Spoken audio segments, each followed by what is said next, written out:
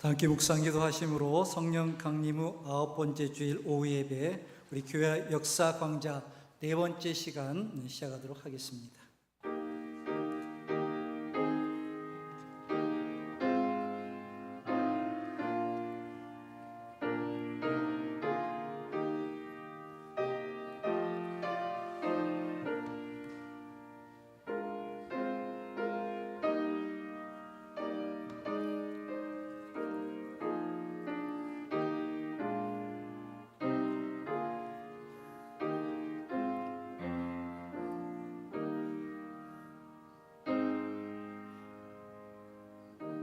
거룩하신 하나님, 이 땅 가운데 우리 목보 중앙교를 세워주시고 100년 역사 가운데 함께 하심을 감사합니다.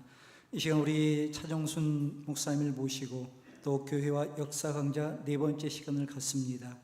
우리 이 지역에 어떻게 또 선교사를 통해서 복음이 증거되고 우리 중앙교회 그 속에서 어떤 역사를 살아왔는지 그 배경들에 대해서 우리가 또 깨닫고 아는 시간 될 수 있도록 이 시간을 축복하시고 은혜 베풀어 주시옵소서.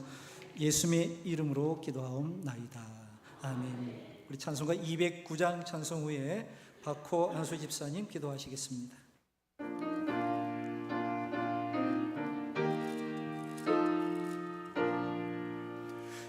이 세상 풍파 심하고 또 만난 지고 많으나 나 편히 쉬게 될 곳은 주 예비하신 주의 전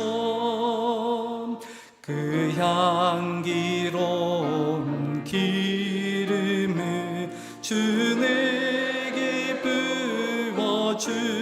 부어주셔서 내 기쁨 더해 주는 곳 주 피로 사신 주의 전 주 믿는 형제 자매들 그 몸은 떠나 있으나 주 앞에 기도 드릴 곳 다 함께 모일 주의 전 내 손과 혀가 굳어도 내 몸에 피가 식어도 나 영영 잊지 못할 곳 주의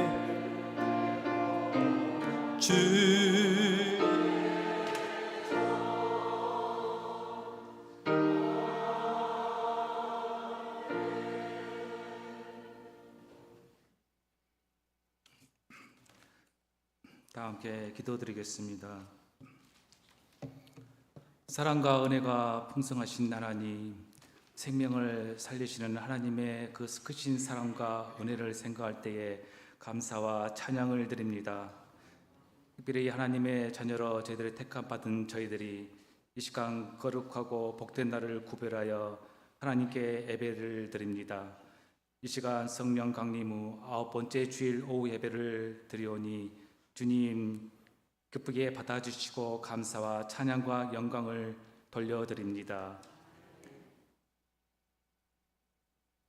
너희는 말씀을 전파하라. 때를 얻든지 못 얻든지 복음의 전파의 그 사명을 감당하지 못하고 항상 힘쓰지 못한 것을 회개하오니 주님 용서하여 주시길 원합니다.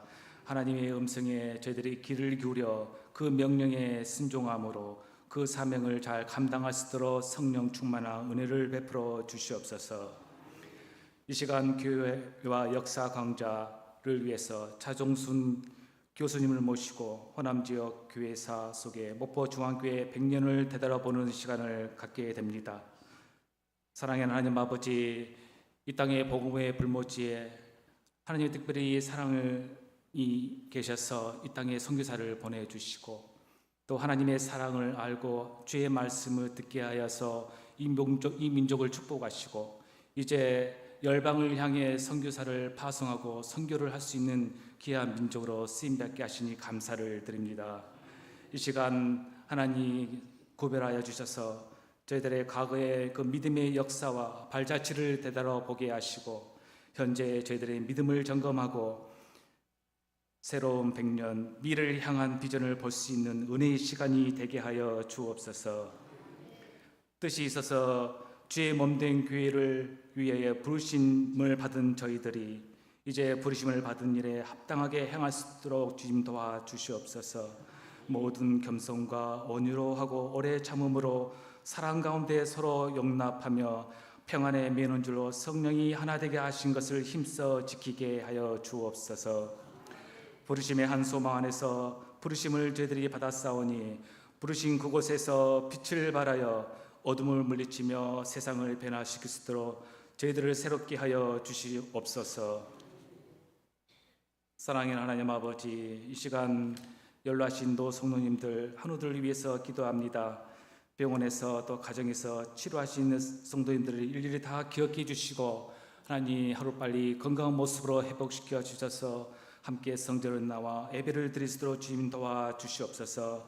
특별히 연약한 심령을 붙들어 주시고 하나님 끝까지 찬송하며 약속의 말씀을 붙들고 어둠 세력과 싸움에서 끝까지 승리할 수 있도록 주님 믿음을 붙들어 주시옵소서. 사랑하는 하나님 아버지, 해외 개척 선교조 답사를 위해서 기도합니다. 하나님께서 선교지를 예비하여 주시기를 간절히 기도합니다. 예비하신 그 땅을 보게 하시고 하나님 나라가 더욱더 확장되게 하시며 주께 영광 돌리는 믿음의 터전이 될 수 있도록 주님 도와주시옵소서. 이 시간 특별히 삼난신도 회원들이 나와서 주님께 찬양으로 영광 돌리고자 합니다. 주님 안에서 하나가 되어 주님이 원하시는 뜻대로 크신 영광을 돌리게 하여 주옵소서. 주님의 도구로 쓰임받고 새롭게 거듭날 수 있도록 새 힘을 주옵소서.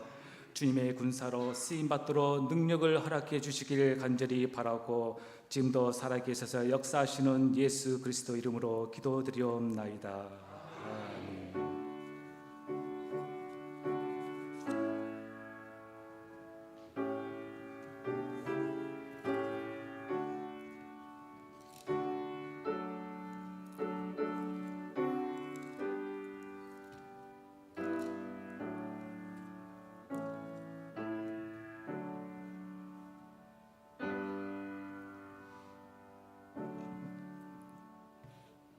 하나님의 말씀 한 구절 보겠습니다. 마태복음 16장 18절 말씀. 또 내가 네게 이르노니 너는 베드로라. 내가 이 반석 위에 내 교회를 세우리니 음부의 권세가 이기지 못하리라. 아멘. 이 시간 삼남신도회 나오셔서 찬양하시겠습니다.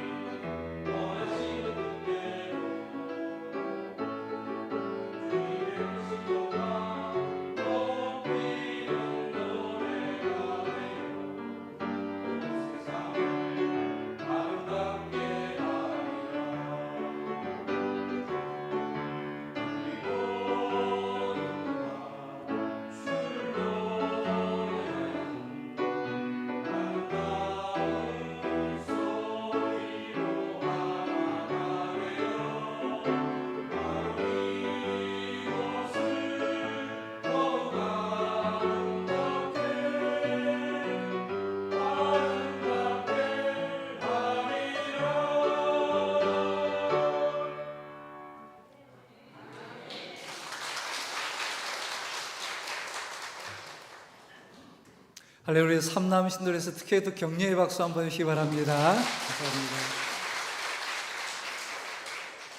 이 시간 우리가 또 기다리던 차정순 교수님을 모시고 교회 역사 강좌 네 번째 시간을 갖게 되었습니다. 지난번 우리 교수님 이 강의에 많이 은혜를 받고 또 요청이 있어서 다시 한번 모시게 되었습니다. 우리 교수님 나오실 때 우리 할렐루야 크게 환영해 주시기 바랍니다. 할렐루야. 마이크, 무선 마이크 한번 줄까요?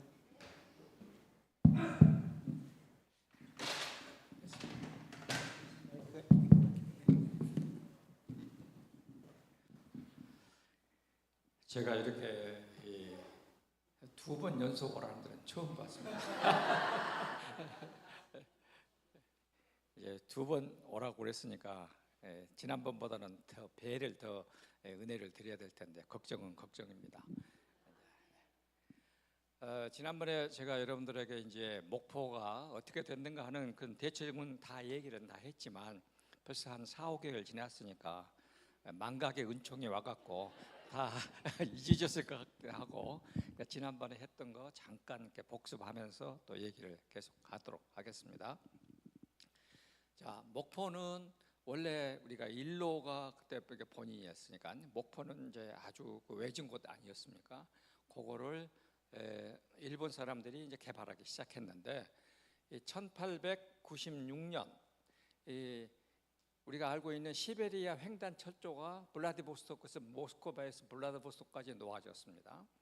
그때 이제 러시아가 눈독을 들인 겁니다. 블라디보스토크에 와서 보니까 이 철도를 이렇게 해서 목포까지 연결시키면은 목포는 뭐가 되겠느냐? 러시아가 남쪽으로 내려가는 태평양을 점령할 수 있는 항구가 된다. 그래서 여기를 뭐라고 그러냐면은 한국의 지브롤터라고 그랬습니다. 한국의 지브롤터다. 그러니까 이제 여기만 되면은 우리가 얼마든지 태평양을 점령할 수 있다 해가지고 이 목포에다가 러시아가 영사관을 세웠어요. 지금도 유물로 남아 있잖아요. 러시아 영사관. 그러니까 일본도 얼른 또 영사관을 세웠어요. 목포를 안 뺏기려고. 그리고서 러시아 이 지질 조사팀이 와가지고 목포 항구를 조사를 했습니다. 그랬더니 군함이 30척이 정박할 수 있다. 그러면 여기에서 있는 군함으로 얼마든지 일본부터 시작해가지고 태평양을 다 우리 손으로 넣을 수 있다라고 그렇게 다 계획을 세웠습니다. 그러면 이렇게 계획을 세우면 미국과 일본이 가만히 있겠습니까? 그 끝까지 틀어막죠. 왜 그러냐 그러면은 1891년 2월 11일이 고종 임금이 러시아 공사관으로 피신 간 날에 아관 파천이라고 하는 날입니다. 이게 2월 11일입니다. 그리고 이 2월 11일 날 배위주 목사님이 목포에 처음에 땅 사러 왔었습니다. 그래가지고 그때 땅을 사기도 했었습니다. 그리고 그때 산 땅을 이제 차지를 못했어요. 정권이 바뀌니까. 이래 해가지고 러시아 공사관의 고종이 1년을 계셨는데 그 후에 일본이 이제 들어와가지고 다시 이제 고종이 돌아오고 러시아가 물러나고 하면서 요 계획이 이제 무너진 것입니다. 그러니까 이 계획은 뭘 의미하냐면 미국 선교부에서도 목포에다가 투자해서 땅을 사면 러시아 것이 된다. 그러니까 우리가 목포를 개발할 수가 없다. 그래서 선교부를 안 보내려고 그랬습니다. 이것이 이제 속에 뒤에 갇혀진 속내들입니다. 그러다가 이제 러시아가 손들고 나니까 배유지 목사님이 오셔가지고 1897년 10월에서 12월 사이에 땅을 샀습니다. 근데 뭐라고 했냐 그러면은 목포의 신개발지, 지금 우리 저기 그 하와물 터미널 있는데 배 그쪽에 있는 신개발지는 일본 사람들이 다 사버리고 땅 살 곳이 하나도 없었다. 근데 거기는 천주교회가 있다. 지금도 천주교회 있잖아요. 거기에 그러면서 천주교회 사람들은 거기 목포 사람들에게 돈을 빌려준다. 그래가지고 선교를 한다. 근데 우리는 돈은 없지만 더 좋은 것이 있다. 뭐냐? 의사가 있다. 해가지고 배유진 목사가 오웬 의사를 이제 기다렸고 오웬 의사가 옵니다. 그래서 이 땅을 못 사고 그리고 이때 와서 이제 땅을 산 것이 어디냐면은 지금 정명여자고등학교 있는 그쪽 땅을 이제 사게 됐고, 그때 산 땅 평수가 처음에는 2,500평밖에 못 잤어요. 조그맣게밖에 못 샀습니다. 그러다가 나중에 점점 키워져 가지고 지금 그 성교부 동산이 이루어진 것입니다. 이렇게 해서 목포에 배유주 목사가 정착하고, 요 뒤에 있는 목포 말로는 뒷계 사람들이 이렇게 이제 해서 시내로 갈 것 아닙니까? 그러면은 이제 뜨거운 여름이 지나가면은 여기다가 천막을 치고 사람들에게 가서 잠시 쉬라고 이렇게 얘기하고 물 한 잔도 대접하고, 그래가지고 이쁜 여자분이 지나가면은 여기 있는 우리 집 가서 집 구경 한번 하자고 해가지고 또 집 구경도 시키고, 이렇게 해서 참 이렇게 끌어들였더니 여자분들이 전부 모이기 시작하고, 이렇게 해서 1898년 3월부터서 그렇죠. 1898년이죠. 1900인데, 1898년 맞아요. 3월부터서 목포 예배가 이제 시작을 합니다. 그리고 나서 이제 배유주 목사가 여기다 집을 짓고 또 집을 짓고, 나중에 배유주 목사는 자기 이모가 돈을 줘서 사택을 지었어요. 그래서 자기 이모 이름을 따라서 메어리 하우스다 이렇게 했어요. 이모 이름으로 사택을 지었습니다. 이렇게 해서 목포에 정착을 하는데, 배유주 목사는 첫 번째 아들이 1896년 서울에서 태어났습니다. 이거 헨리라고 그래요. 그 다음에 두 번째는 1899년 샬롯인데 여기 목포에서 태어났습니다. 이 목포에서 이 두 아들, 딸 이렇게 두 아들을 데리고 아들, 딸을 데리고 왔는데, 목포에 와서 보니까 목포에 이 아이들이 먹을 거 장난감도 없고 뭣도 없고 얼마나 힘들었겠습니까? 그러니까 사모님이 자꾸 제가 이제 본 거예요. 친정에 편지를 써요.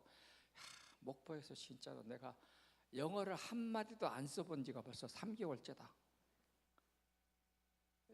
우리가 쉬운 것 같지만은 이제 외국에서 살아본 사람들은 그러지 않겠습니까? 그리고 식당에서 일하고 있는 서양 음식을 만든다고는 서명원이라는 사람이 있었는데, 그 사람 음식을 먹으면 진짜로 힘들다 하면서 이제 뭐 자세한 그런 내용들을 막 쓰고 그랬어요. 그러니까 남편인 배유지 목사는 선교한다고 뭐 지금 어디를 다 했냐 그러면 진도 갔습니다. 해남 갔습니다. 그리고 영광 갔습니다. 영광 지금 염산리, 그 다음에 야월리, 그리고 어디까지 갔느냐, 저기 순창까지 다녔습니다. 그러니까 배유주 목사는 이 넓은 땅덩어리를 다니느라고 집에 있을 시간이 별로 없는 겁니다.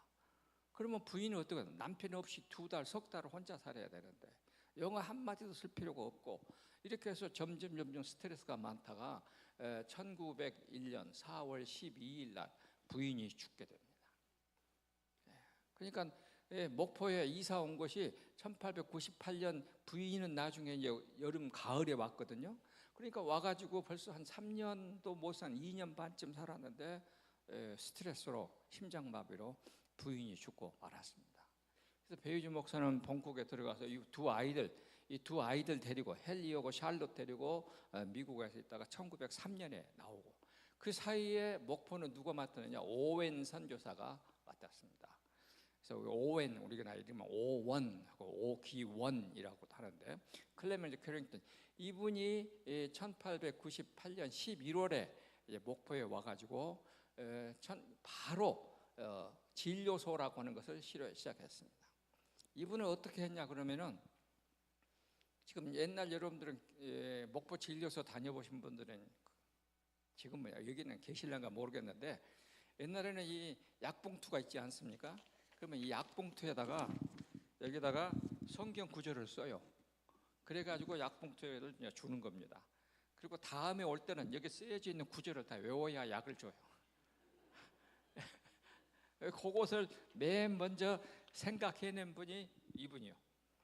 그래서 목포 진료소에 오는 환자들은 무조건 올 때마다 성경 한 구절씩 외워야 돼.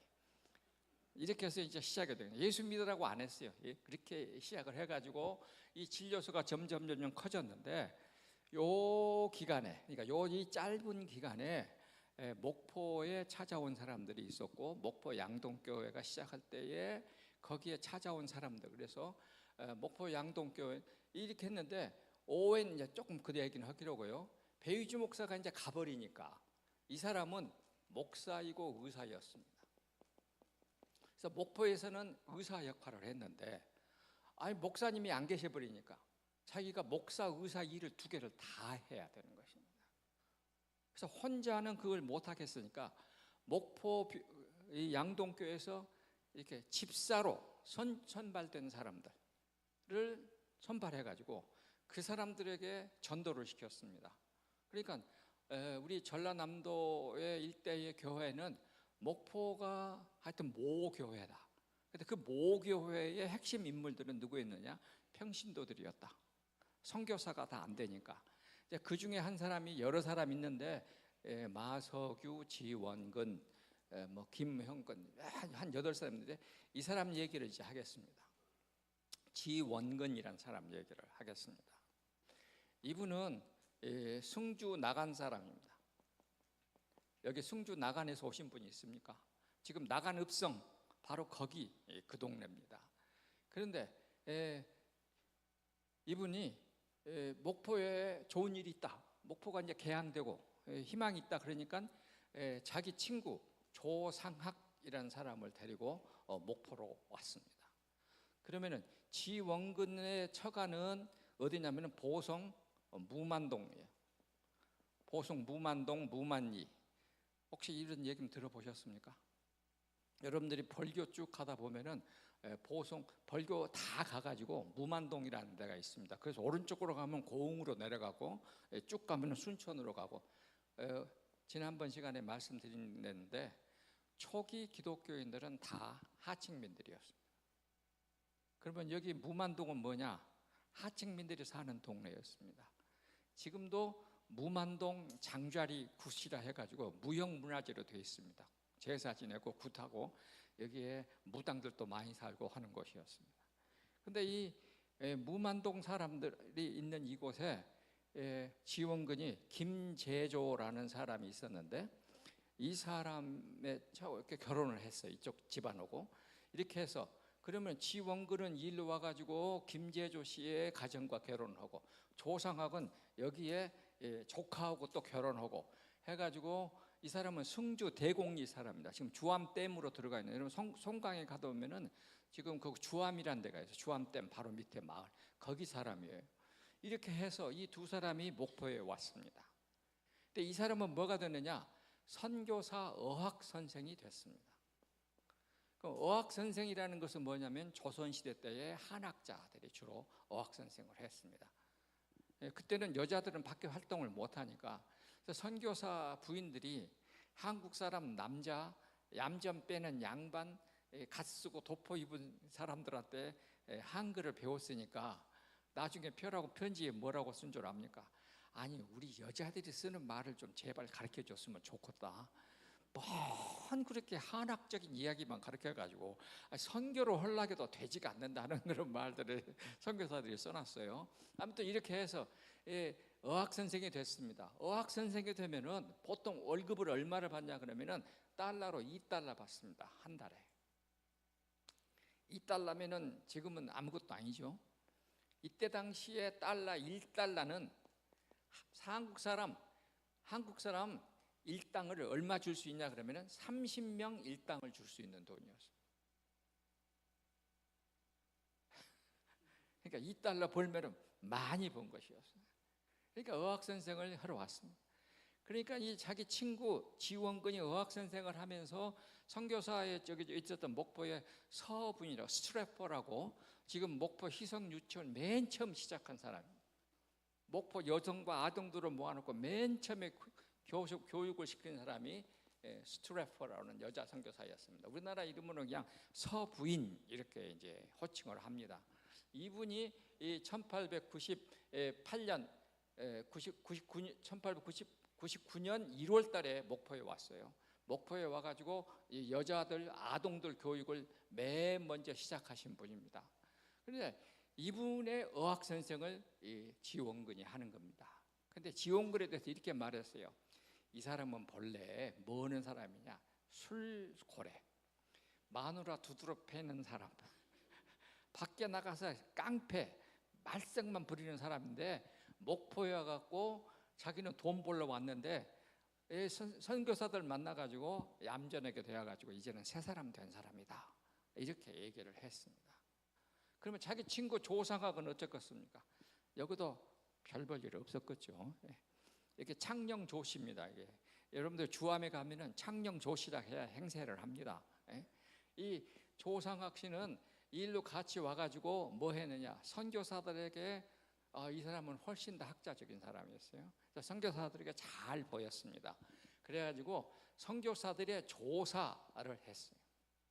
그러면은 1898년 요 무드로 보니까 조상학 씨는 1901년에 지금 현재 송정리 송정교회, 송정교회도 이제 송정제일교회 이렇게 해서 송정리 교회에 조사를 했습니다. 그러니까 선교사 조사를 해도 월급을 얼마 받느냐? 이 정도 받습니다. 그러니까 생활에 일단 이제 다 해결이 되죠. 이 어르신이 손양원 목사님 순교하실 때에 손양원 목사님이 1950년 9월 28일 날 새벽에 순교를 하는데 한 사람, 두 사람, 세 사람 이렇게 10명을 이렇게 뒤로 다 묶었습니다. 여러분들이 여수 가면은 그 여수 입구에 쑥 들어가면은 그 이렇게 둔덕동이라 해가지고 거기 정수장이 있습니다. 거기에다가 세워놓고 구덩이를 파고 이렇게 이제 집어 넣는 것입니다. 맨 앞에 있는 사람이 차진국 씨라는 사람이 총을 맞았습니다. 근데 그 총이 이상하게도 차진국 씨의 겨드랑이로 뚫고 되나갔어요. 저도 월남 전쟁을 해본 사람인데 총을 맞으면요 무조건 죽었다고 생각하고 넘어집니다. 그러니까 총도 맞았고 넘어졌어요. 그래가지고 그 청년이 대검으로 이렇게 확 하긴 했는데 또 일로 지나갔어요. 근데 자기는 이제 의식이 없죠. 근데 두 번째 자기 위로 뚝 누가 떨어졌는데 손양원 목사예요. 두 번째 손양원 목사가 떨어졌습니다. 그러니까 차진국 씨가 그 무게에 정신을 차리고 보니까 위에는 사람 세워놓고 총 쏘고 있고 말은 못하고 가만히 있는데 손양원 목사가 거기에서 총을 맞았으니까 여러분 어떻겠습니까? 그 생명이 남은 시간이 얼마나 되겠습니까? 그 짧은 시간인데 손양원 목사가 기도를 하더랍니다. 쭉 하면서 이제 나중에 시신을 수습해서 보니까 총알이 오른쪽 허파를 뚫고 겨드랑이를 뚫고 목 옆으로 총알이 지나갔더래요. 얼마나 아팠겠습니까? 근데 쭉 하는데 나중에 시신을 보니까 발뒤꿈치가 홀라당 벗겨졌더래요. 그 손양원 목사가 기도가 딱 한마디, 하나님, 나에게 총을 쏜 저 공산 청년은 아무것도 모르고 총을 쏘았으니까 벌 주지 말고 용서해 주세요. 요거는 제가 한 말이 아니라 차진국 씨가 자기 가족들에게 했고 그 말을 전람받은 저에게는 먼 친척이 되는 장로님이 이제 이렇게 얘기를 전해주더라고요. 그래서 저는 손양원 목사님을 여러분들이나 저는 항상 다 뭐라고 그러냐면은 이렇게 부르죠. 성자 아닙니까? 성자. 우리는 이 성자라고 부르지만은 저는 손양원 목사를 성자라고 부르면 오히려 그분에게 해가 된다고 생각이 돼요. 손양원 목사는 어떤 사람이냐면 자기를 날마다 반성하는 성자였어요. 손양원 목사의 제가 책을 썼는데 쭉 읽어보면은 항상 내가 잘하고 있는가를 끊임없이 반성하는 사람이었어요. 그래서 나는 자기를 살피는 성자라는 뜻입니다. 요거가 한문으로 이 갑골문자 옥편을 찾아보니까 화살을 내 눈을 찌른다 이런 뜻이에요. 그러니까 화살로 자기 눈을 찌르듯이 자기를 반성하는 사람이었습니다. 그래서 자기에게 총을 쏜 공산 청년을 용서해달라고 내 이웃을 내 몸과 같이 사랑하라. 그러니까 우리가 정성 성자는 말씀원에다가 뭡니까? 이룰 성자 아닙니까? 그러니까 말씀을 그대로 이루는 사람. 나는 손양원 목사는 성자가 아니고 자기를 반성하면서 말씀을 이루었더니 오늘 우리가 성자라고 부르는 사람이다. 이렇게 생각을 하거든요. 그 손양원 목사와 함께 그 한 줄에 쭉 묻혀가지고 맨 마지막에 조상학 목사가 순교했습니다. 조상학 목사는 그때 70세고 손양원 목사는 그때 48살. 그래서 그 사이에 이제 윤형숙이라고 하는 여자 전도사가 하나 있었습니다. 이분은 광주 수피아여고 학생이었는데 3.1 만세 운동 때에 팔이 하나 없어졌어요. 일본군에 찌르는 팔로. 그래갖고 하나 없는 팔로 끝까지 전도사 생활을 했던 사람입니다.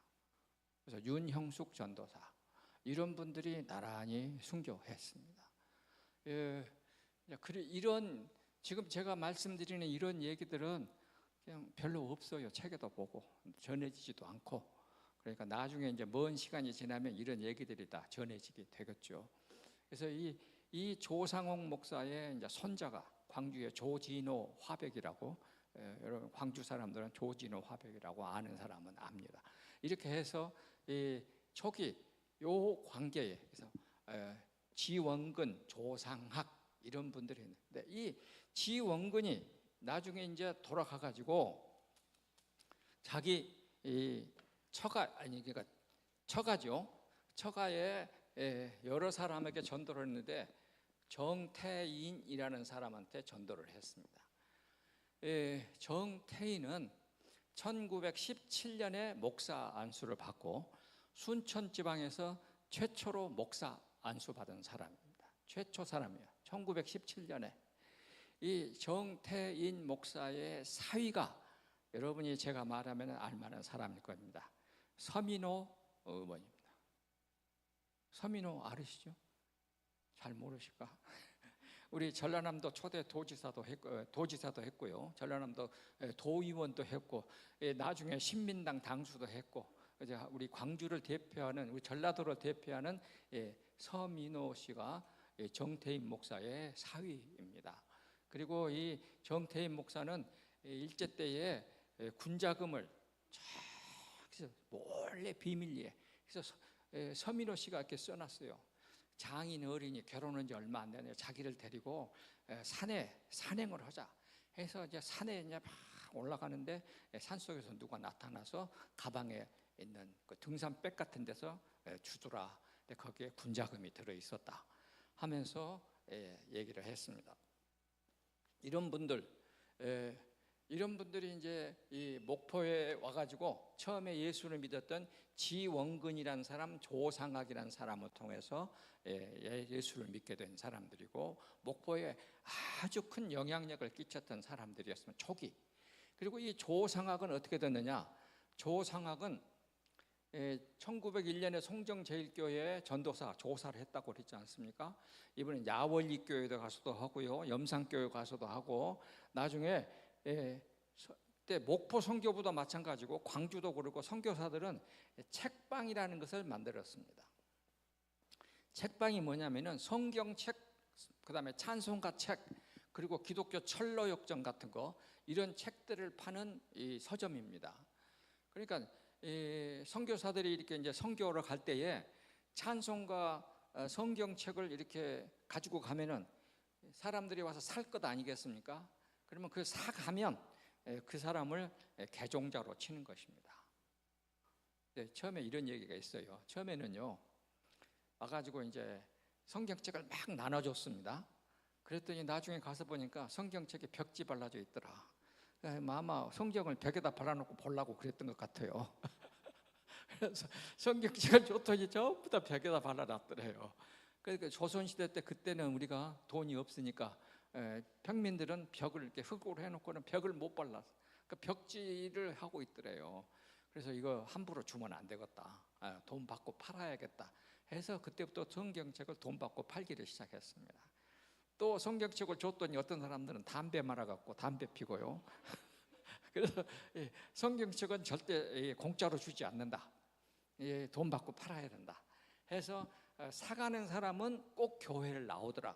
그래서 이 책방이라는 것을 했습니다.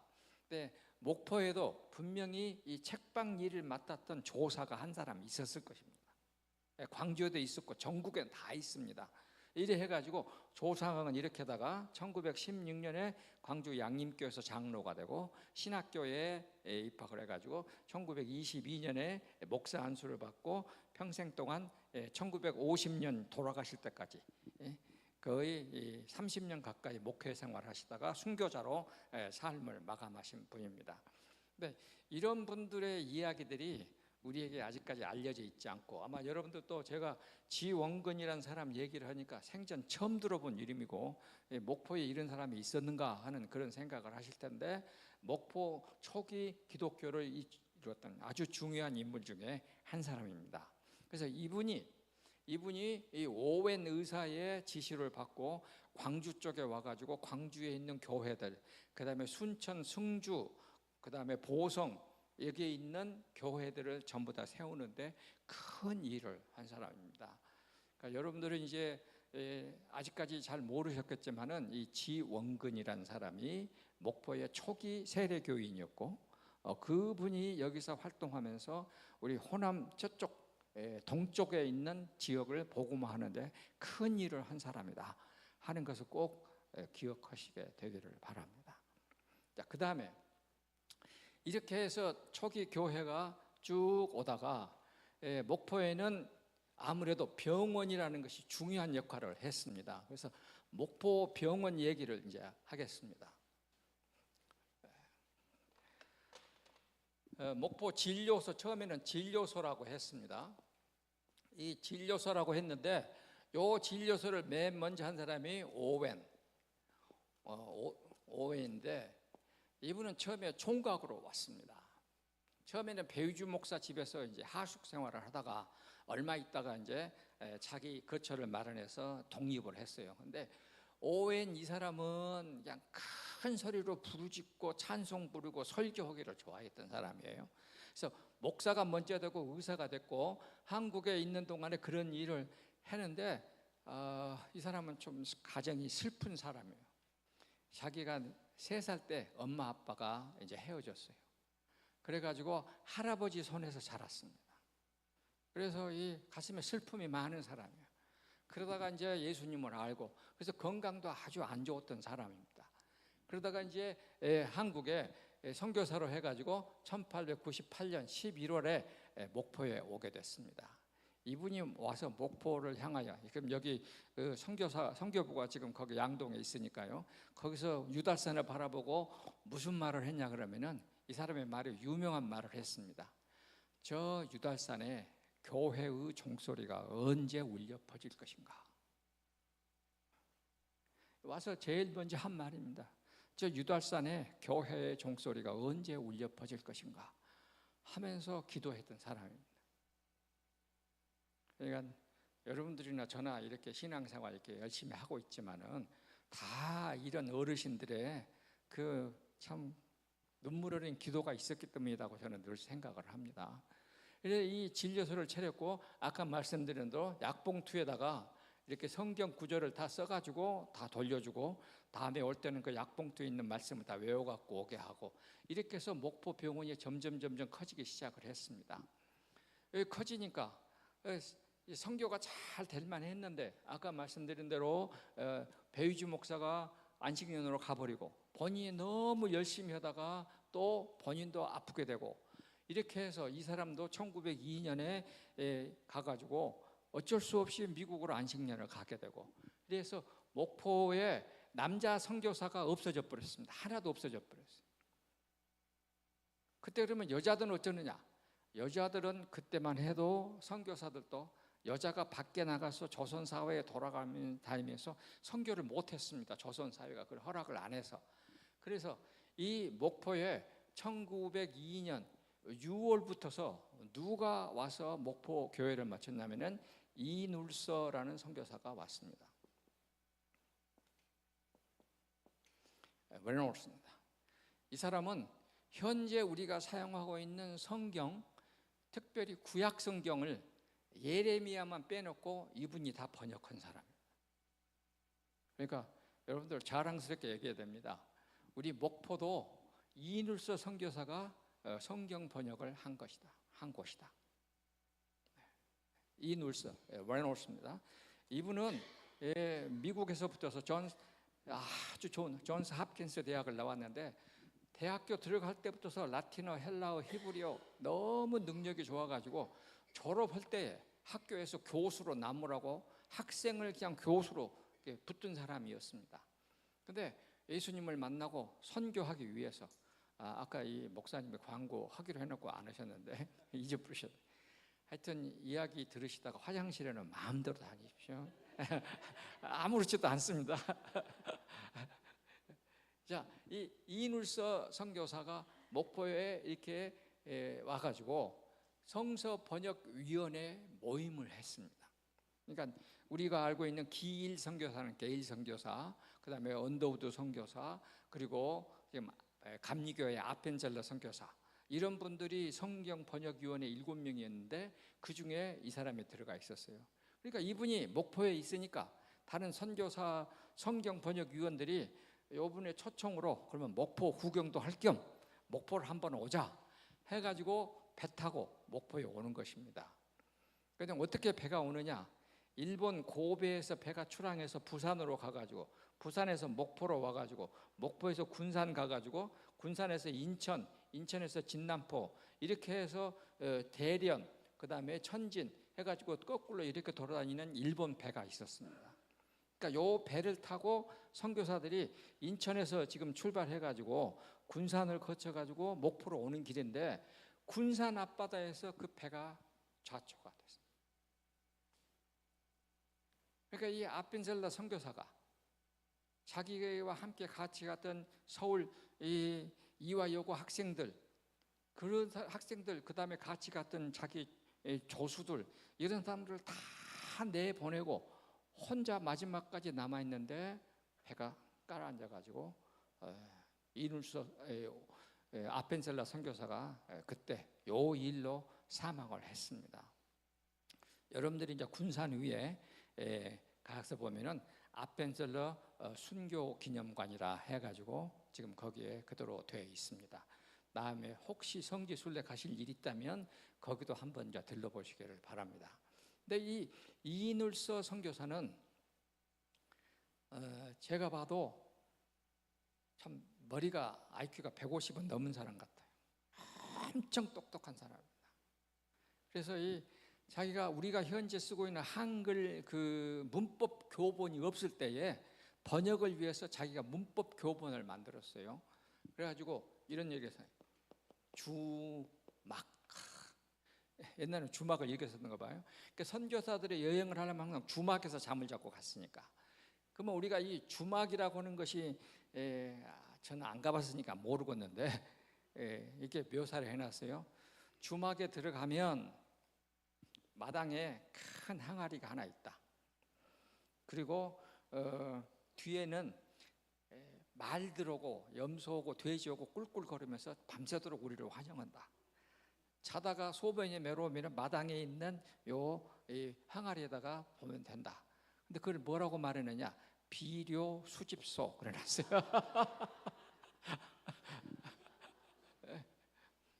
Fertilizer receptacle. 비료, fertilizer receptacle. 그리고 이제 방에 들어가면은 방은 이 한 평이니까 한 평이 아니 한 칸 방이니까 한 칸이 얼마나 되겠습니까? 한 칸은 8자 곱하기 높이가 6자 886이요. 886. 그러니까 8자 높이는 6자. 그러면 문은 뭐냐? 2칸, 2자, 3자. 그러니까 2자면 얼마입니까? 2자면 60cm, 3자면 90cm. 그 문으로 이렇게 고개를 숙이고 다니니까 선교사들이 얼마나 문턱에다 찍었겠습니까? 그런데 이 방 안에 들어가면은 사람들이 이렇게 누워 있는데 이게 한 칸이 1.83평이에요. 2평도 안 돼. 거기에 장정 10명이 누워서 잔다고 생각해 보세요. 그때는 전부 다 집신을 신었으니까 발에 얼마나 물이 많이 묻고 냄새가 났겠습니까? 근데 하도 피곤하니까 그런 냄새는 고사하고 거기에 누워가지고 잠을 자면은 아주 방바닥이 뜨거워서 살을 막 이제 벗겨내니까 뜨겁다. 그런데 자는 동안에 배유준 목사도 이렇게 써놨어요.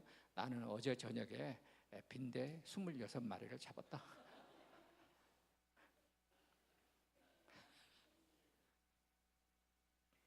그러면은 선교사들 그 글에 보면은 어떻게 하면은 이와 빈대에 물리지 않는 방법을 써놨어요. 선교로 나가면 제일 그게 문제가 되니까 화장실하고 그다음에 빈대 벼룩이 제일 문제가 되니까. 그래서 이제 다른 선교사 한 사람은 기일 선교사는 자기는 미국 그 공사관에 가가지고 미국으로 화물 보내는 행랑안 있습니까? 그러니까 촘촘한 거 그걸 하나 가지고 와가지고 여기다 딱 목까지 넣고 얼굴에다가는 요즘에 벌레 안 무는 그런 약이 있죠. 그걸 나는 뿌리고 잔다 이렇게 해놨어요. 그러니까 배유주 목사는 나는 그것보다 더 좋은 것이 있다. 뭐냐? 나는 선교 나갈 때는 일단 야외 침대 6발 나는 우리 군대 침대 있잖아요. 그걸 가지고 간다. 그래가지고 또 그 다음에 모기장을 가지고 간다. 이렇게 써놨어요. 일단 여관에 가면 주막에 가면은 주막 주인한테 세숫대 6개를 빌린다. 그래가지고 침대에다가 다 6개를 딱 넣는다. 그리고 거기다가 물을 부은다. 그리고는 위에다가 모기장을 씌운다. 그러면 빈대 벼룩이 올라오다가 물이 있으니까 안 올라온다.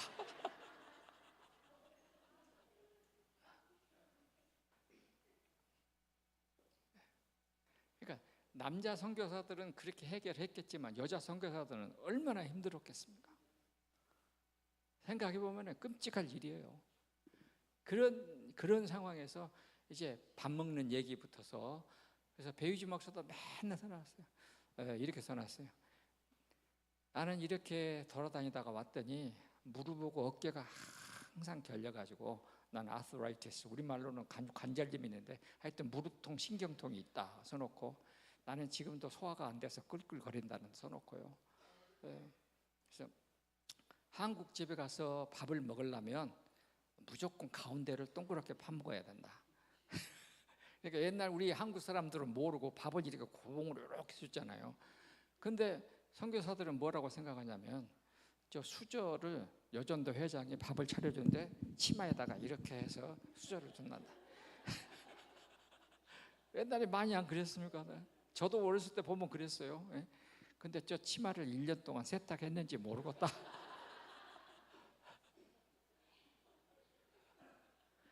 그러니까 선교사들은 그렇게 생각을 하니까 밥그릇도 저것이 깨끗한지 모르겠다 이거예요. 그러니까 가운데만 뻥 파먹었어요 이렇게. 그러니까 이제 한국 사람들은 속도 모르고 저렇게 해갖고 우리를 무시한다고 막 그렇게 말하는 사람도 있고 그랬어요. 아무튼 이렇게 해서 이 오웬 이분들이 다니는 것입니다. 그러면 제가 가만히 생각해봤어요. 그때의 그 미국의 삶의 환경하고 물론 거기도 좋았다고는 할 수 없지만 우리들의 삶의 환경하고는 도저히 비교가 안 될 만큼 그런 상황인데 그걸 이분들이 감당하고 했다 하는 거 생각하면 참 가슴 아픕니다. 그래서 저도 가끔씩 필리핀이나 태국이나 이런 데 우리 제자 선교사들 많이 찾아가서 얘기를 하는데 목사님 너무 힘들고 피곤하고 아파서 못 오겠어요. 그러면 너 이리 와봐 해가지고 이런 얘기를 쫙 해줍니다. 옛날에 이랬다. 그래도 힘드냐? 그러면 알겠습니다.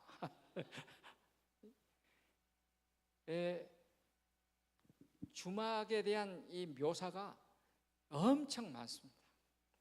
주막에서 자다가 돈 도둑질 맞은 얘기 그러면서 막 다 써놨습니다. 자, 아무튼 여기는 이제 너무 길게 할 수 없고 자 이렇게 해서 목포 병원은 그럼 어쩌겠습니까? 목포 병원에 오웬한테 진찰받으러 온 사람은 이 전라 내륙에 있는 사람들뿐만 아니라 어디서 왔겠습니까? 섬지방에서 온 사람들 얼마나 많이 있었겠습니까? 그래서 일단 진료를 받는 것입니다. 그런데 미국 남장로교 선교사회가 이 오웬이 1904년 12월에 광주로 이동을 합니다. 다 이동을 해요. 그러니까 목포 병원에 의사가 없어져 버렸어요. 그래서 그 다음으로 온 의사가 누구냐면은 놀란이라는 의사가 왔습니다. 1904년 9월 달부터 이분이 와서 목포 병원에서 이제 진료를 시작을 합니다. 여기 광주는 이 사람은 이제 이분은 1904년 12월에 갔고 논란이라는 의사가 와서 목포의 두 번째 의사로 일을 합니다. 근데 목포 병원에서 이분은 열심히 하다가 나중에 또 이분도 또 1905년에 11월에 광주로 이거 이제 목포 선교부에 대한 슬픈 이야기인데요. 당시 미국이 남북 전쟁을 하고 남장로 교회가 돈이 없습니다.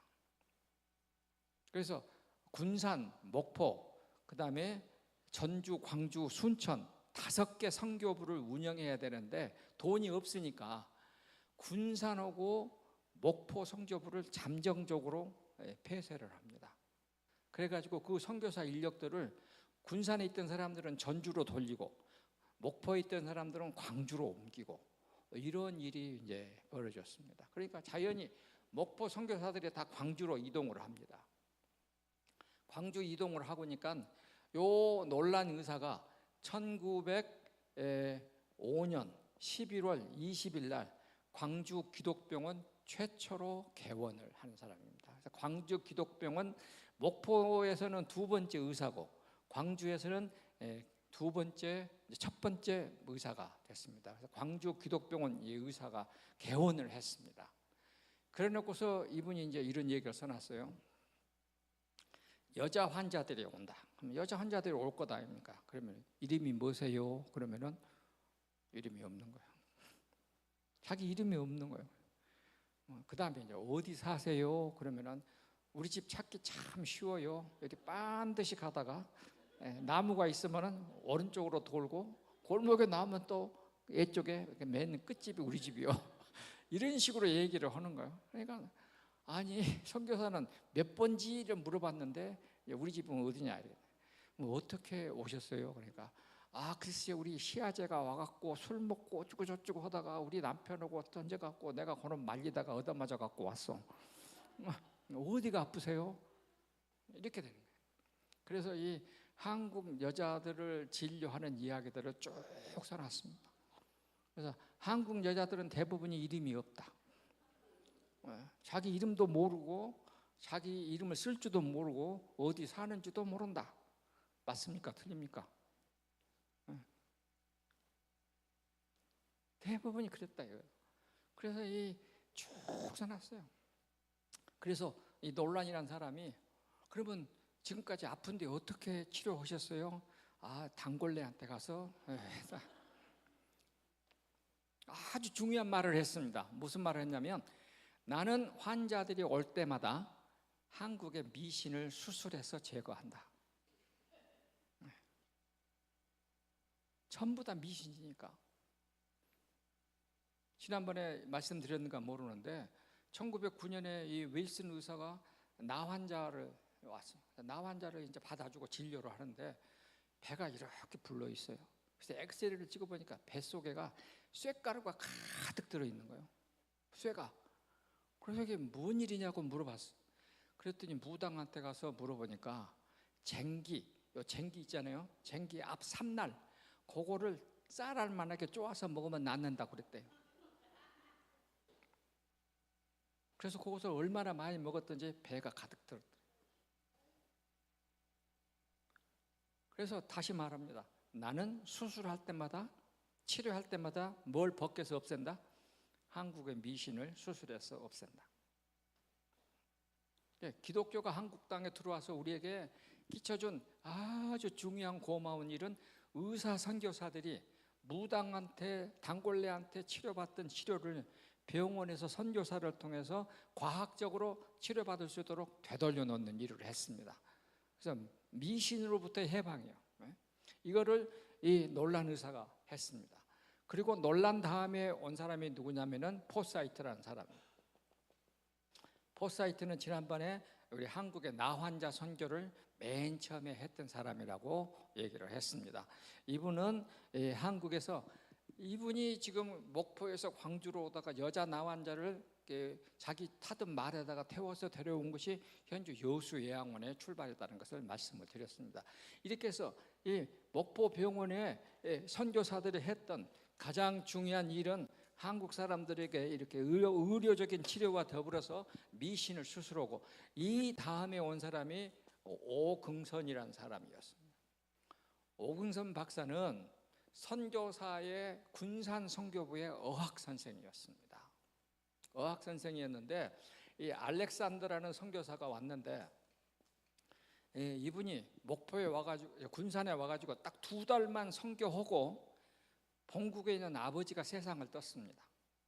그러니까 어쩔 수 없이 아버지 일을 뒤맡기 위해서 한국 선교사를 그만두고 미국으로 이제 들어갑니다. 그러면서 자기가 미안하니까 자기 조수로 있었던 이 오긍선이라는 사람을 데리고 미국으로 데리고 갔습니다. 그래서 이 켄터키주 루이빌에 있는 켄터키 주립대학교 의과대학에 오긍선을 입학시켜요. 1902년에. 그래가지고 이분이 1907년에 미국에서 의사 면허를 받습니다. 그래서 우리 한국 사람으로 미국에서 최초의 의사 면허를 받은 사람이 누구냐면은 서재필, 보성 사람 서재필 박사입니다. 두 번째가 박마리아, 박에스더, 감리교 여자 선교사 박에스더. 세 번째가 오긍선. 이 사람이 피부과 전문 의사가 됐습니다. 그래서 한국의 최초의 피부과 전문 의사입니다. 그러니까 이분이 군산 선교부에 1907년에 돌아오니까 마침 군산 선교부에 다른 선교사, 미국 사람 선교사 의사가 있으니까 목포에 의사가 없으니까 가서 임시로 있어라 해서 가지고 목포 선교부에 잠시 와서 지내는 것이었습니다. 그래서 오긍선 박사는 목포 선교부에서 같이 지낸 사람입니다. 이 사람은요, 미국서 돌아오니까 고종 임금이 자기 어의를 해달라고 그랬는데 그것도 거절하고 나는 선교사한테, 그래가지고 이분이 나중에 1913년부터서 1934년까지 세브란스 병원 의사 교수를 하고 1934년에서 43년까지 세브란스 병원 한국 사람으로 최초의 원장을 한 사람입니다. 그러니까 서울, 우리가 말하는 연세대학교 의과대학교 한국인 의사로서 최초로 의사 원장이 된 사람은 오긍선 박사. 그분이 목포에서 오랫동안 지냈던 이분입니다. 오긍선 박사. 여러분들이 아마 이런 내용까지는 크게 신경을 안 썼을 것입니다. 그 다음에 이제 목포에 왔던 선교사 중에 한 사람인데, 이분은 시간이 별로 없으니까 길머라는 사람 얘기를 하겠습니다. 이분은 1921년에서 27년까지 지금 그 목포 양동 제일교회, 여러분들이 가서 보면은 그 나무 밑에 이렇게 그 옛날에는 그 어린이집을 했던 자리들만요. 거기에 프렌치, 여러분 목포에 프렌치 병원 아시죠? 이야기 들어봤죠? 프렌치 병원. 이 얘기는 잠깐 할게요. 목포에 있는 이 병원이 1914년에 빌딩을 지었는데 어느 날 자다 보니까 불이 나버렸어요. 그래서 1914년에 목포 병원이 화재가 났는데, 이 화재가 난 통에 한국인 조수 윤병호라는 사람이 불에 타서 죽었습니다. 당시 세브란스 병원 학교였어요. 세브란스 병원에 다니는, 학교에 다니는 의학 준비생이었어요. 의사 될 사람이었어요. 근데 이 사람의 손자가 제가 잘 아는 사람이에요. 그래서 그 손자를 통해서 자세한 내용을 잘 들었습니다. 근데 이분이 부인이 누구였냐면은 김세라였습니다. 지난번에 제가 여러분 할 때에 목포에 와가지고 혹이 나가지고 치료받았던 사람 얘기했죠. 기억이 안 나는 게 다행입니다. 김영진 장로라는 분이 있었는데, 이 사람은 첫 번째 부인은 서울에다 놔둬불고 목포에 와서 환자 치료 받으러 갔다가 머리에 혹이 났는데 혹이 다 없어지고 난 다음에 정신 차리고 보니까 간호사가 너무 이뻐갖고 두 번째 간호사를 자기 두 번째 부인으로 삼았던 사람. 그래가지고 목포 병원에서 세례를 받으려고 그러니까 선교사가 묻는 거예요. 살고 있는 부인이 1번이요, 2번이요. 그러니까 2번입니다. 그러니까는 당신은 세례 안 돼요. 뭐 어떻게 하면 됩니까? 1번 부인을 데리고 오셔야 됩니다. 1번 부인이 딸만 둘 낳는데 미워 죽겠는데, 그러니까 아니요, 1번 부인하고 딸 둘하고 살아야 됩니다. 해가지고 일본 부인하고 두 번 같이 사는 겁니다. 그래서 이 김영진 씨의 첫 번째 딸 이름이 김세라요. 근데 이 김세라가 윤병호하고 결혼을 했는데 남편이 죽어버렸어. 화재로. 젊은 나이에. 평생 과부가 됐어요. 그때만 해도 과부가 되면 재혼이 어려운 때예요. 그러니까 어쩔 수가 없잖아요. 그래서 이 김영진 장로가 아주 이것 때문에 고민을 많이 했어요. 뭐 그 얘기를 나중에 하기로 하고, 이렇게 해서 윤병호 씨가 죽고 이 화재가 나니까 이 병원을 1916년에 새로 짓습니다. 성교부에서 돈을 내 가지고, 그리고 모금을 해서 그 병원 이름이 프렌치 병원. 우리나라 이름으로는 부란취 병원 이렇게 했어요. 프렌치니까 부란취 병원. 그래서 이 병원에 길머라는 의사가 이제 21년에서 27년까지 옵니다. 이 사람은 총각으로 왔어요. 목포병원의 의사 총각으로 왔어요. 아주 잘생겼습니다. 그런데 장가를 가야 됐거든요. 왜냐면 장가를 가야 한국 사람 치료를 하니까. 특별히 여자들 환자가 오면은 절대 남자가 못 만지니까 부인이 있어야 되니까. 이렇게 해서 부인을 두 번째, 부인 이름은 휴슨이, 미스 휴슨이라는 여자였어요. 그래서 이 둘이 이제 결혼을 했습니다. 결혼을 했는데 이 사람도 참 사연이 좀 그래요. 자기 어머니가, 그러니까 자기를 낳은 친어머니가 자기를 낳고 죽었어. 그러니까 자기 이모가, 어머니 여동생이, 이모가 시집을 안 가고 자기를 친딸처럼 키워줬어. 그래서 그 이모 손에서 자란 사람입니다. 그래가지고 예수님을 믿고 한국에 선교사로 와서 선교사 자녀들을 가르치는 선생님으로 광주에서 일하다가 둘이 결혼을 했어요. 근데 이 길모하고 결혼하고 이제 첫 아이를 이제 낳게 됐습니다.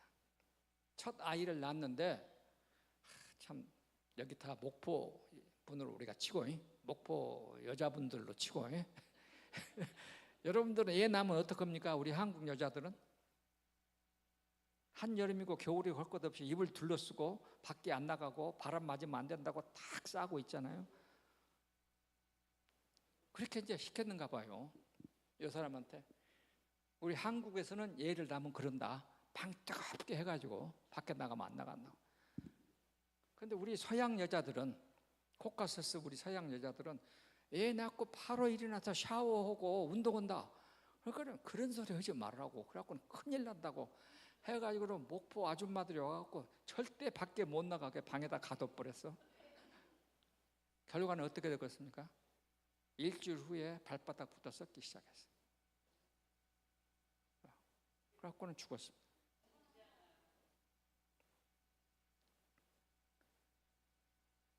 그러면은 만일 저 같으면, 다른 사람들 같으면, 결혼해갖고 애 낳고 애는 살았는데 죽었다. 그러면 우리 같으면 어떻게 하겠습니까? 하나님의 선교 접으라는 소리를 합니다. 알고서 본국으로 돌아갈 것 아닙니까? 이 사람 참 재밌는 사람이에요. 3년 동안이나 안 돌아갔어요. 그래가지고 한국 여자들한테 젖을 얻어다가 먹이고 우유를 먹이고 해서 이 딸을 3년이나 키웠어. 그래가지고 이제 그 딸이 이제 이렇게 커지니까 도저히 혼자 호레비가 딸을 못 보고 있으니까 선교사를 그만두고 미국으로 들어갔습니다. 가가지고 자기 친가도 있었지만 이제 처가에 가가지고 장인 장모를 다 만나야 될 것 아닙니까? 근데 장인 장모 댁에 인사를 갔더니 여기에 여동생이 형부 미남인데 그래서 형 보고 결혼했습니다. 형 보고 결혼해가지고 거기서 난 딸이 제가 학교 교수로 있을 때니까 한 2001년 2년이나 목포에 왔어요. 한국에 왔어요. 저를 찾아왔어. 그래서 들어보니까 이 사람이요. 그래서 나더러 목포에 한번 가고 싶다고. 그래서 목포 모시고 와가지고 목포 양동 목포 정명여고에서 딱 그 유예나 선교사 그 관이 있잖아요. 그렇게 해서 목포 우리 자기로 빠지고 보면은 자기 아버지나 마찬가지고 어머니나 마찬가지죠. 그러니까 어머니가 보낸 사진에 보면 이것이 있다면서 얼마나 참 그 서럽게 울던지 제가 어떻게 참 그래요. 여기요, 아까 여기 오웬이라는 사람 있잖아요. 오웬이라는 사람은 1909년 4월 3일 날 광주에서 죽었는데 이 사람은 딸만 넷을 낳았어요. 딸만 넷을. 저는 딸 둘밖에 안 낳았는데 넷이나 낳았더라고요. 딸 넷을 낳았는데 1985년 선교 100주년 기간 동안에 한국의 많은 선교사 후손들이 이제 한국을 방문해서 왔어요. 선교 100주년에.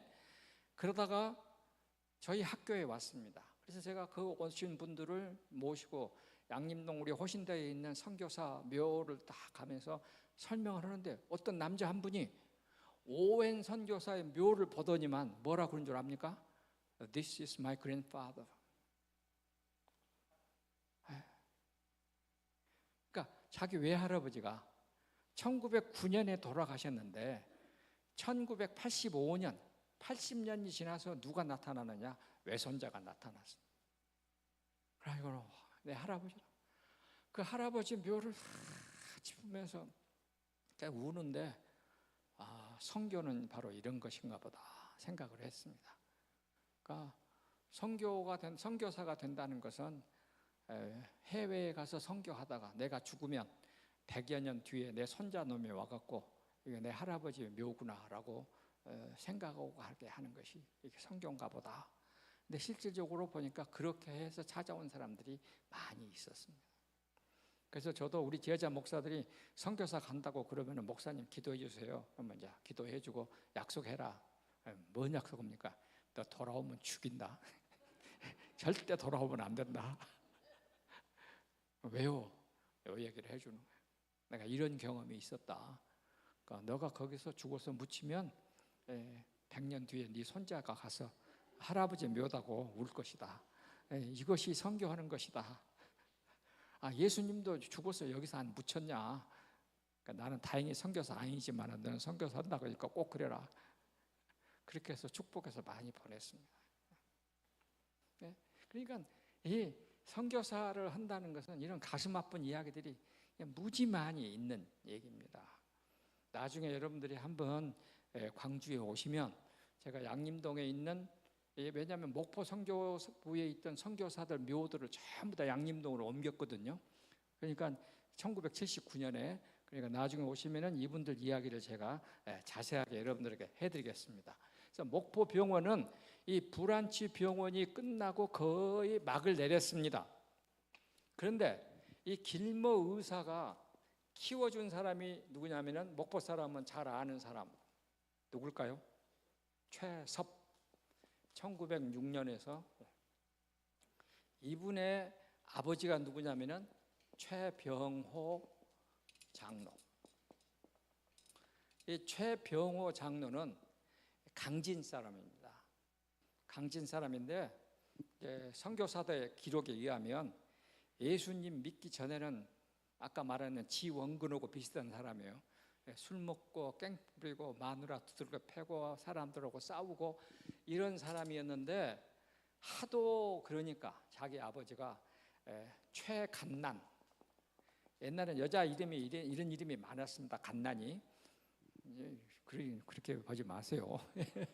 여기 보면은 이름이 서운이라는 사람 혹은 시운이라는 이름은 전부 다 뭐냐면 섭섭이라는 뜻입니다. 섭섭하다. 그걸 한문으로 쓰면 시운이, 서운이 다 그래요. 이렇게 해서 이 최간난하고 결혼했는데 최간난은 완도에 있는 금면도, 완도 금면도 관산교회 다녔습니다. 최간난은 여기 다니는 사람이에요. 그러니까 이제 한 번은 이 최병호 씨가 결혼을 하고 강진에 나와가지고 하나 술 한잔 먹고 친구들 다 이끌고 우리 처가에 가면은 고기도 많고 뭣도 하면서 완도로 이제 배를 타고 가는 거예요. 배를 타고 가는데 갑자기 풍파가 일어가지고 배가 뒤집게 생겼어요. 그러니까는 마누라는 자기 위해서 맨날 가서 교회에 기도하고 그러니까 하나님 나 한 번만 살려주면은 하나님 말 잘 들으랍니다고 약속을 했어요. 그랬더니 약속하자마자 바람이 잠자는 거예요. 그래가지고는 배에서 내리자마자 관산교회 가가지고 관산이라고 관산교회 가가지고 기도를 하고 집에 가갖고 여보 나 당신 말대로 오늘부터 야소 할래 해가지고 야소를 하게 됐습니다. 그래가지고 이때 이 최병호 씨를 만들어준 사람이 여러분 목포의 맹현리 선교사 이야기 들어보셨습니까? 맥컬리라는 맹현리 선교사. 목포 사람들은 특별히 이제 비금도 그다음에 자은도 이쪽에 이쪽 사람들은 이분 잃어버리면 안 됩니다. 이 선교사가 이 최병호 씨를 자기의 조사로 이제 채용을 해가지고 그래서 지금 현재 장흥, 강진, 완도, 그다음에 진도, 그다음에 여기 신안에 있는 여러 섬들 비금 얘기를 아주 많았어요. 거금도, 비금도 할 거 없이 이쪽에 있는 섬들을 다 다니면서 전도하는 사람이 만들었어요. 그러니까 이제 아들이 1906년이잖아요. 아들이 1906년이니까 이 맹현리 선교사가 이 최병호 선교사의 아들 최섭을 일로 소개를 한 거예요. 일로 길머 선교사한테. 그러니까 길머 선교사가 자기 조수로 받아갖고 나중에 어디로 보내느냐 연세대 병원에 보냈습니다. 그래서 연세대학교를 졸업하고 목포에서 지금 그 여러분 홈페이지 보면은 화평당 평화당인가 한약방 그 집이 있어요. 그 최섭 나중에 이제 최섭은 뭐가 됐냐면은 해방 후에 그 미 군정청 시절에 목포 최초의 부윤 그러니까 목포 시장 미 군정청 시절에 목포 시장이었고 나중에 정명여고 교장도 했고 목포를 이끌어가는 아주 유명한 의사가 됐습니다. 그래서 아마 나중에 여러분들 최섭 여러분들이 다 찾아보세요. 많이 나와요. 기독교인으로서 목포 다니는 사람은 요 최섭 꼭 알아야 돼요. 그 다음에 최병호, 이 아버지 최병호. 그래서 이 아버지는 6.25 때에 이제 이 금면도 섬에 살고 있는 좌익계 사람들이 바다에다 빠뜨려서 수장시켰습니다. 그래서 순교자가 됐습니다. 최병호는 순교자의 아들 이렇게 나오는 것입니다. 또 이 맹현리 선교사가 이렇게 내가 닦으면 누가 나와서 좀 닦아주면 오직이나 좋겠어. 자,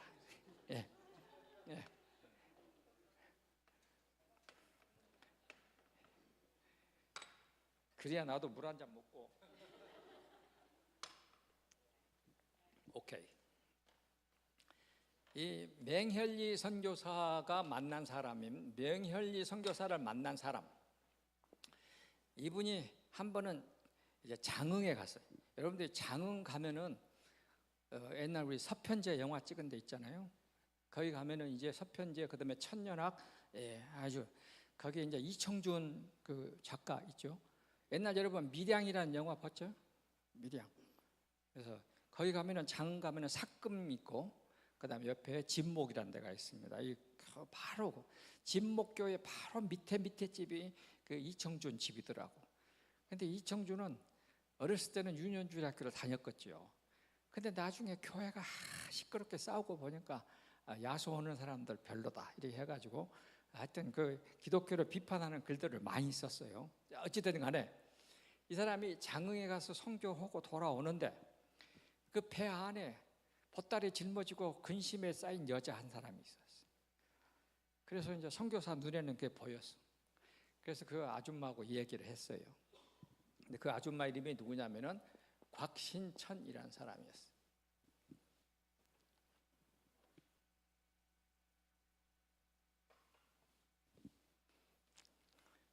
여러분들은 지금 절 보고 저 늙은 사람이 뭔 이름을 저렇게 잘 또 기억한다냐 그러지만 나도 이제 75가 넘었어요. 하여튼 그런데 아직도 안 잊어버려요. 이 곽신천이라는 사람을 만났는데 보니까 이야기를 들었습니다. 얘기를 들으니까 하도 두들겨 패갖고 시집에서 도저히 못 살아가서 근데 목포로 지금 도망가는 중이다고. 그러니까 그래도 만나려면 이런 사람을 만나야 돼. 선교사를. 너 그러냐? 그러면 우리 집에 와서 같이 살면서 우리 집 밥도 좀 해주고 해라. 해서 맹현지 선교사 집에 가서 밥도 해주고 살면서 야소를 배우게 됐습니다. 야소를 배우고 한참 이제 신앙이 깊어지니까 맹현지 선교사가 어째 이제는 남편한테 돌아가도 이겨내겠지? 그러니까 하고 집으로 돌아갔습니다. 그래가지고 이 사람이 방안식, 그 다음에 방영식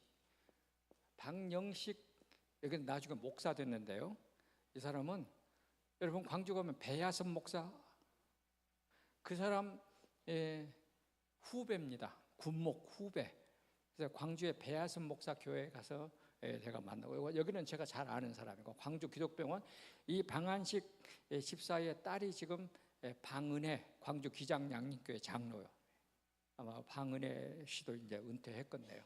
이렇게 됩니다. 하여튼 이렇게 해서 이 곽신천 씨가 돌아가서 남편하고 사이에서 두 아들을 낳습니다. 그리고 이 사람은 어디서 뭐 했느냐? 지금 영산포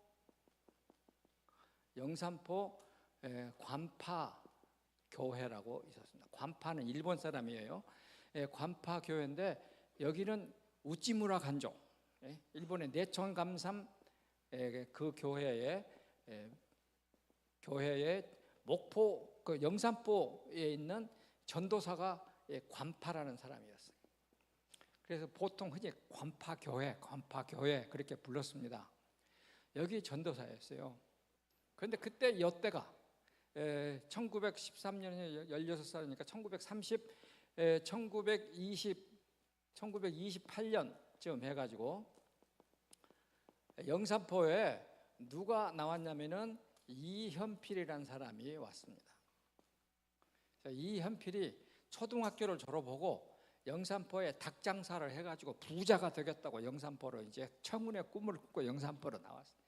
근데 맨 공부만 하더니 이건 화순 운주사 밑에 있는 그 도암 촌놈이 장사가 되겠습니까? 장사가 안 되지.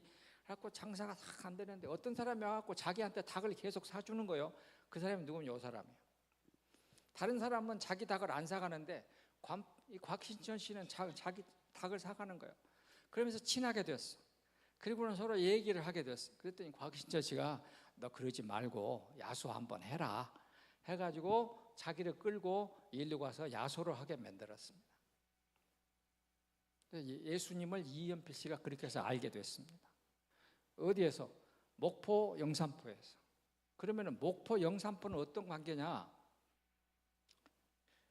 1905년부터서 목포에서는 제주도로 가는 옛날 중기선 있죠? 그 배를 운영하는 회사가 있었습니다. 그래서 1905년부터서 그 배가 제주 목포를 하루 저녁 만에 갔습니다. 그러니까 이거는 제주도 사람들한테는 기적 같은 일이에요. 중기선이 가니까. 그런데 그 회사를 운영하는 배 이름이 기쇼마루, 길상, 좋을 길자, 좋을 상자, 길상마루, 이런 목포 회사에 목포에 그런 해운사 지점이 있었습니다. 그러니까 지금 생각하면 우리 지금 여기 보니까 이혁영 장로가 깜짝 놀랄 일이겠지만 그때로서도 굉장히 놀랄 일이었습니다. 이렇게 해서 이제 배가 다니는 거예요. 이제 그 배가 영산포까지 왔습니다. 그러니까 광주, 목포, 영산포, 광주로 이어지는데 영산포는 1926년에 읍이됐습니다. 여러분들 그 자동차 운전면허 바꾸려면 어디로 가십니까? 다 영산포로 가야 돼요. 광주에서도 영산포로 갑니다. 거기 나주예요. 나주 영산포. 왜 그런 줄 압니까? 이때에 자동차 운전면허 시험증을 내주는 그 장소가 영산포, 지금 나주 거기에 있었기 때문에 그렇습니다. 그만큼 영산포는 광주는 1930년에 읍이 됐어요. 그만큼 여기가 번성한 곳이었습니다. 그리고요, 여러분들이 나중에 영산포 가시면 홍어 거리에 가서 홍어 드시고 난 다음에 꼭 조금만 더 내려가 보세요. 거기에 흑주 농장이라고 하는 사람의 흑주 도태랑이라는 일본 사람인데 그 사람이 지금 영산포로 일주를 해서 금정해가지고 여기 해남까지 땅을 얼마를 가지고 있었냐면 350만 평을 가지고 있는 대농장 지주가 있었습니다. 그 농장에서 창고 하나를 빌려서 관파 씨가 교회를 하고 있었습니다. 그러니까 일본 사람들이 그렇게 한국에 이제 이런 얘기는 별도 얘기고요. 하여튼 이 이연필이 이렇게 해서 영산포에서 예수님을 만나게 됐습니다. 그리고 자기 이제 2년 후에 자기 고향에 가가지고 자기에서 이세종이라는 선생님한테 성경을 배우기 시작했습니다.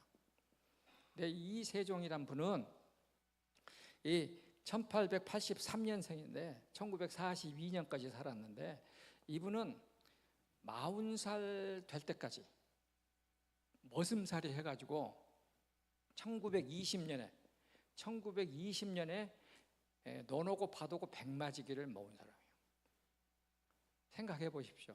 그때 논밭 백마지기가 1923년에 이 머슴살이 해갖고 모았다. 그런데 돈 좀 생기고 그래서 이제 결혼을 했는데 부인이 애를 못 낳아. 애 낳게 해달라고 굿도 해보고 뭣도 해보고 다 했는데 애가 안 돼. 그런데 하루는 굿을 하고 있는데 소리가 하나 들린 거예요. 근데 이 말에 의하면 미친년이 지나가다가 예수 믿어야 살지 하고 갔다는 거예요. 그 말을 듣고 깜짝 놀래갖고 굿을 집어치우고 아는 사람을 통해서 광주 성교부의 노라복이라는 선교사한테 연락을 했더니 오라고 해가지고 성경책을 줬대요. 그래서 노라복 선교사한테 성경책을 갖고 와가지고 이렇게 써놨어요. 성경책을 받고 성경책에다가 눈을 댈 때 뭐를 심었는데 성경에서 눈을 뗄 때 수확하고 있었다. 못 심을 때 성경을 읽기 시작해갖고 가을에 추수할 때까지 성경을 읽었어요. 그럼 몇 번을 읽었겠습니까? 이 이세종이라는 사람은 하루 종일 성경만 읽는 거예요. 하루 종일. 한 번은 옆에 있던 교회 집사가 자기한테 이제 왔어요. 근데 그때 새벽에 일어나가지고 성경을 읽고 있었어요. 그러니까는 이 양반이 계속 성경을 읽고 손님이 왔는데 쳐다도 안 보는 거예요. 성경만 읽는 거예요. 그리고 해가 졌어. 그때까지 이 사람이 안 가고 서 있더래. 그리고 쳐다보고 미안해요. 근데 내가 한마디 합시다. 당신 지금 당신이 임금님 만나고 있으면 옆에 누가 찾아온다고 해갖고 임금님 안 만나고 그 사람 만나겠어? 나 지금 예수님 임금님 만나고 있었어. 그러니까 당신을 볼 시간이 없었어. 미안해요. 그만큼 성경을 열심히 읽는 사람이에요. 그래서 이 사람을 따르는 사람들은 주로 성경은 1만 독은 보통이야. 기가 막히죠? 네, 그렇습니다. 그래서 이 이세종 밑에 가서 이연필도 그렇게 성경을 읽기 시작했습니다. 성경을 읽다 보니까 나중에 어떻게 됐느냐? 1940년에서 1942년 3년 동안 지금 운주산 밑에 있는 화학산 그 문바위라고는 산속에 들어가가지고 매일 저녁 하루도 안 빠지고 3년 동안 가서 철학기도 했습니다. 난 그렇게 하라고 안 해요. 나도 안 할 거예요. 나도 못해 하라기도. 근데 이연필은 이세종 선생의 성경 읽는 것 보고 이 사람은 성경 읽고 기도하는 일을 그렇게 했습니다. 하루 종일 낮에는 기도하고 성경 읽고 밤에는 가서 기도하고. 이때가 어느 시절이었습니까? 우리나라의 신사참배.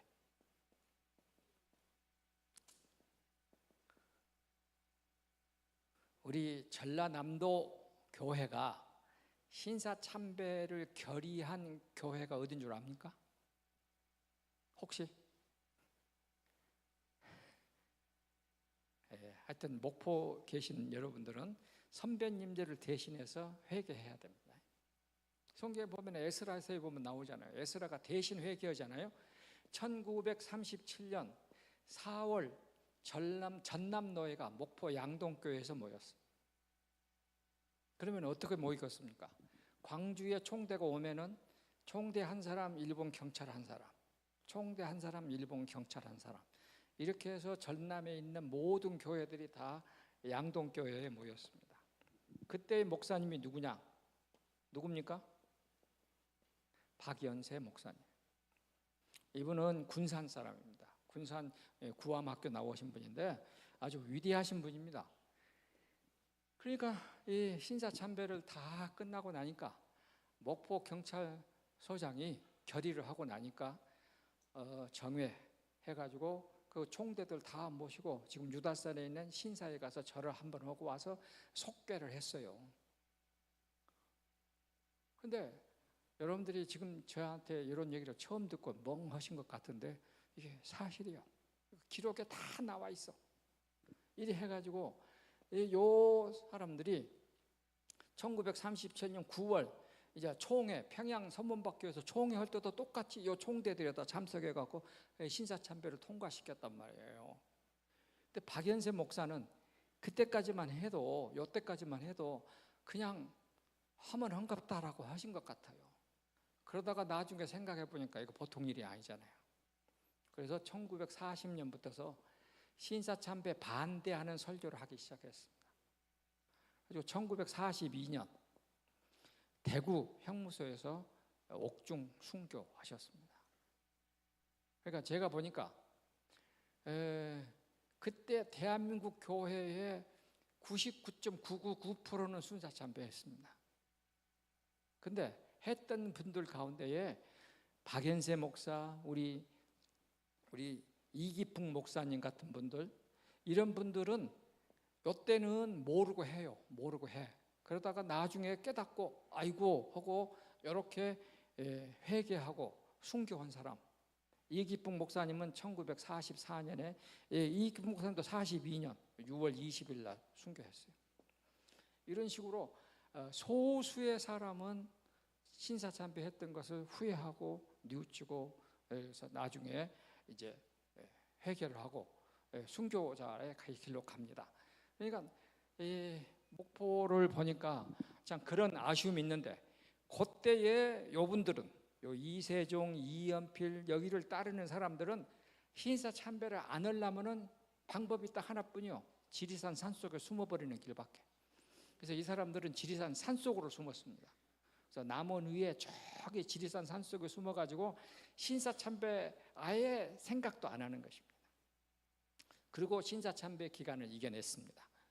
그러니까 이 사람들을 따르는 사람들이 다 뭐라고 말하냐면은 아니요, 바로 이것이다.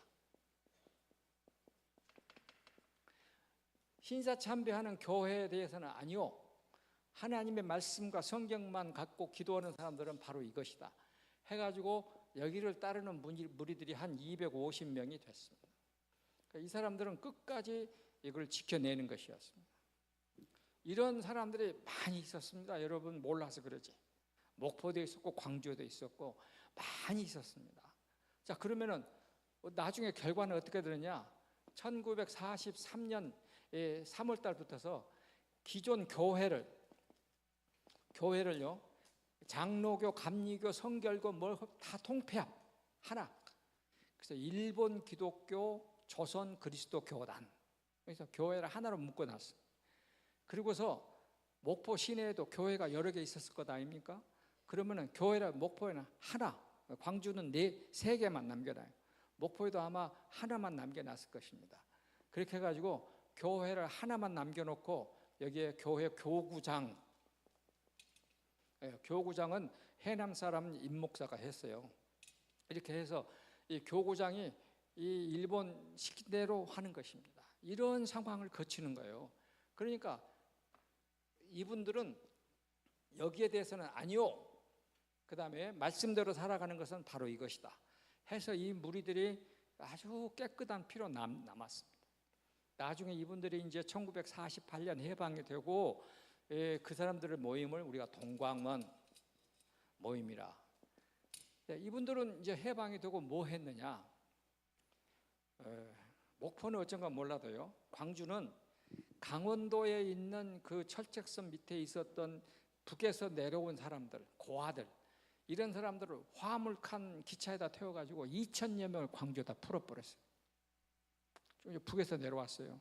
그러니까 거지들, 고아들이 그렇게 내려오니까 어느 누구도 그걸 돌봐줄 사람이 없는데, 그때 그 고아들, 거지들을 다 케어하고 돌봐주는 사람들이 누구였느냐? 여기 이 사람들이었어요. 이 사람들이 그 거지들, 고아들 다 돌봐주었습니다. 그렇게 했던 사람들 중에 여러분이 알만한 사람 한 사람만 말하면은 해남읍교회, 여러분 아시죠? 해남읍교회 누구 목사? 이준묵 목사. 이준묵 목사 밑에 이연필이 있습니다. 이 그룹을 이끌었던 사람들을 독신 전도단이라고 해요. 야, 여기 또 밑에, 더 밑에 저희 작은아버지도 한 분이 있습니다. 그래서 광주의 독신 전도단 20여 명이 이렇게 모여가지고 신사참배는 안 돼요. 그리고 우리는 말씀으로 갑니다. 라고 떠들었던 사람들입니다. 그러니까 하나님은 어느 시대를 막론하고 그 시대를 이끌어가는 소수의 의인을 남겨두신 것 같아요. 이래 이 이중무 목사도 제가 오래전에 한번 이제 세상 뜨시기 전에 찾아갔어요. 그랬더니 내가 누구요? 그러니까 자네가 그런가 하면서 저를 이제 아주 아들처럼 따뜻하게 해주면서 이제 얘기를 쭉 하시고, 이준목 목사님 방에 들어가니까 그 공부하시는 방 위에 글자 한자 참, 한 이만한 족자, 요만한 족자에 참이라는 글자 하나 딱 써졌어요. 참.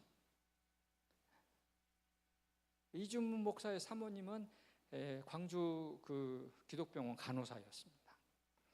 그리고 이준목 목사를 키워준 사람이 누구냐? 유활의 선교사였습니다. 광주 수피아여고 교장 유활의 선교사가 키워줬는데, 이준목 목사님이 이제 유활의 선교사가 한국 선교 마치고 미국에 가서 96세, 이제 102세에 돌아가셨는데, 이준목 목사가 80세 때에 자기 선생님이었으니까 유활의 선교사 만나러 미국에 이제 버지니아 주까지 가서 그 양로원에 계시는 선생님을 만나고 큰 절을 하고 잘 계시냐고 인사를 하니까 유활의 선교사가 그러더래요. 준묵이 너 몇 살인가? 그러니까 이제 80이요. 그러니까 아직 애기구만. 96세니까 자기가 키워줬던 사람이니까.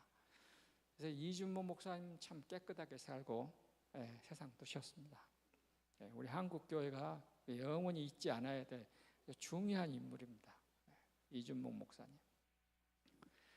요 시기에 이런 분들을 도와줬던, 이제 그때는 여러분 혹시 거제도 포로 수용소에 가보셨습니까? 다녀오셨죠? 거제도 포로 수용소가 있으면 이 포로 수용소의 한쪽에 교회가 있을 겁니다. 이 거제도 포로 수용소에 있는 그 북한군 아이들을 위한 교회, 이 교회의 목사님이 누구였냐면은 김아열 선교사였어요. 이분이 광주 선교부 소속 선교사였습니다. 그리고 부인은 간호사였고, 광주 기독병원 원장이 누구였냐면은, 여러분 이름 많이 들어봤죠? 고허번 선교사. 고허번 안 들어봤을까요? 코딩턴. 이 사람은 1920년에서 2003년까지 살았어. 근데 이 김아열 선교사가 자기 부인은 미세스 아열은 여기 지금 병원의 간호사였어요. 근데 이분이 그 포로 수용소에서 많은 북한군을 예수 믿게 만들어 주었습니다. 제가 지난번에 왔을 때 내 모든 시험 무거운 짐을 불렀지 않대요? 그때 그 목사님도 여기 포로의 이 김아열 목사를 만나갖고 예수 믿게 된 것입니다. 그분들이 나중에 이제 1953년 우리 이 포로 교환을 하게 됐잖아요. 포로 교환을. 그래서 거제도에 있던 포로들을 북한으로 보내고, 북한에 있는 남쪽 포로들을 데려오고. 근데 김아열 선교사가 보니까, 아니 지금 예수 믿는 이 포로들을 북한으로 보내면 이게 북한에 가서 다 죽게 생긴 거예요. 그래서 이승만 대통령을 찾아갔어요. 방공포로 교환을 한다는데 내가 이만해서 예수 믿는 이 포로들을 몰래 밤중에 문 열고 보내버리랍니다. 그러니까 이승만 대통령이 뭐라 했겠습니까? 안 돼 했겠어요? 예스 했겠어요? 안 돼 했겠죠. 근데 돌아와 갖고 밤에 몰래 도망치게 해버렸어요. 그 예수 믿는 방공 포로들이 거제도 포로 수용소를 나와갖고 육지로 나올 수 있도록 다 배도 다 만들어 놓고 육지로 보내버린 거예요. 근데 그 포로들이 어디로 가겠습니까? 김하예 선교사가 있는 광주로 다 몰려들었어요. 그럼 광주 기독병원 의사는 누구요? 고호번이요. 알아서 해. 포로 100명이 광주 기독병원을 찾아온 거예요. 이 고호번 선교사가 딱 해보니까 전부 다 결핵이에요. 결핵 아닌 사람이 없는 거예요. 그래서 고호번 선교사는 한꺼번에 그렇게 많이 몰려든 환자, 침상은 65개. 근데 이걸 어떻게 수용하냐 이거요. 그때에 이 기독병원에 결핵 담당 여자 의사가 하나 있었는데 누구냐면은 여성숙이라는. 이분은 1919년 아직 돌아가셨죠. 최근에 아직도 살아계세요. 1919년인데 지금 나도 혹시나 했는데 한산촌에 지금도 계시죠. 여러분 나도 가서 만났는데 이분이 기독병원 의사예요. 여성숙 선교사가 뭐라고 하냐면은 원장님이 1956년에 이랬대요. 여기 제가 목사님한테 자료를 드렸습니다. 여러분도 찾으면 다 나오고 내가 알고 있는 자료도 있고, 이 사람은 미국 사람이지만 미국인이라고 하는 티를 우리한테 이만큼도 낸 일이 없다. 그리고 병원에서 가장 중증 환자들만 찾아다니면서 치료를 한다. 1956년에 뭐 30가지인데 한 번은 갔더니 환자 하나가 하면서 각혈을 하면서 피가 이렇게 끓어오르는데 쓰러졌다는 거예요. 그러면은 이 결핵균이 가득 있는 가래침이 나와서 기도를 막으니까 얼굴이 파래갖고 질리는데, 여성숙 의사도 당시 쳐다보고 있는데 이 고호번 의사가 거기 환자 입에다가 대고 그 가래를 뽑아내갖고 숨을 트게 해주더라는 거예요. 그러니까 여성숙 선생이 그걸 보고 질려버렸대.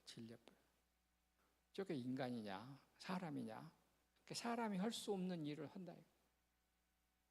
그래서 고호번 의사는 저는 상당히 자주 가깝게 뵈고 늘 만나고 하는 그런 어르신이었고, 그런데 광주 기독병원 그 행정 담당 종무국장이 제가 잘 아는 선배인데 이래요. 우리들의 할 일은 원장님의 마스터 키를 어떻게 뺏느냐였다. 미국서 약이 오면은 그때는 결핵약이 드럼통으로 온답니다. 그래가지고 지금 약국 장부에 기저도 하기 전에 몰래 원장님이 마스터 키를 끌고 들어가갖고 그 드럼통을 열고 약을 3분의 1을 빼내뿐대. 그래갖고 그 빼낸 약을 자기 호주머니에다가 가득 담고 새벽에 가면 광주역, 광주 다리 밑에, 그 다음에 어디 몇 군데 들르는 데가 있대요. 거지들 사는데. 그래갖고 가갖고 약을 주고 다녔네. 그래서 여성숙 원장도 저 고호번 원장은 계산이 없는 사람이다. 그리고 환자들이 오면은 무조건 전부 다 무료로 입원 시켜준대요. 그러면 원장님 병원을 어떻게 운영하고요? 나도 몰라요. 그러면 이제 입원을 시키잖아요. 시키고 나면은 한 2, 3개월 치료하면은 얼굴이 좋아지고, 그러면 원장님 나 고향에 갈랍니다. 그러면 그래 하고 치아비를 준대요. 그러면 이제 갔다가 한 3개월 지나면 다시 술 먹고 놀다가 다시 또 입원을 해. 그러면 또 치료해줘. 그러면 이제 또 3개월 후에 또 갑니다. 그러면 또 차비를 또 준대. 그러니까는 여성숙 원장이 그렇게 한국 사람 기를 나쁘게 들이면 안 됩니다. 그러니까는 나도 압니다. 그런데 한 번을 위해서 9번은 속아야죠. 그리고 그 다음에 저 사람 지금 배고픕니다. 먹을 걸 줘야죠. 그래서 여성수 원장도 할 말이 없어갖고 알았습니다 하고 말았대. 그러니까 그때에 아까 얘기 말했던 이 사람들, 여기 따르는 이 독신 전도단에 따르는 전도사 한 사람이 있었는데 오복희 전도사였어요. 오복희 전도사도 화순 사람인데 결혼했다가 남편이 죽고 딸 하나밖에 딸 낳고 쫓겨났는데 그 딸을 서서평 선교사가 그래가지고 나중에 여기 들어갔었는데 이 카딩턴 선교사와 같이 강주 기독병원에 여자 전도사 열을 하는 거예요. 근데 여성숙 원장이 보니까 선생이 보니까 이 오복희 여자 전도사는 병원 내에서 병실 신방 갈 때 찬송가도 안 들고 가고 성경책도 안 들고 가고 일당 가갖고 결핵 환자들이 하고 싶은 말을 2시간이고 3시간이고 들어준대. 그러면 이제 결핵 환자들이 자기 살았던 얘기, 어떻게 해서 아팠는지 그동안에 서름당했던 얘기를 다 한대요. 오복희 전도사를 다 들어. 여선생은요 전도사 이름을 안 써놨습니다. 근데 오복희 전도사입니다. 제가 어렸을 때 늘 봤던 위대하신 참 천사 같은 분 중에 한 분이요. 그래가지고는 그 오복희 전도사한테 다 듣고 그 다음에 아무것도 안 하고 너 배고프지? 그럼 결핵 환자들은 먹어서 될 약, 밥이 있고 안 먹어서 될 약이 있잖아요. 그거 구별하잖아요. 너 배고프지? 하고 몰래 해서 갖고 밥을 딱 주고 간대요. 그래서 여성숙 원장의 책을 읽어보면은 나도 저 사람처럼 살아야겠다 생각을 했다고 그 자서전에 나옵니다.